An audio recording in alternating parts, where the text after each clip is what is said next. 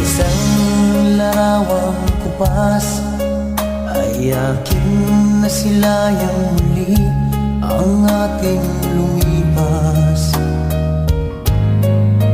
Kung may babalik ko lamang panahon at ang oras, hindi sana lungkot at pagsisisi ang dinaranas.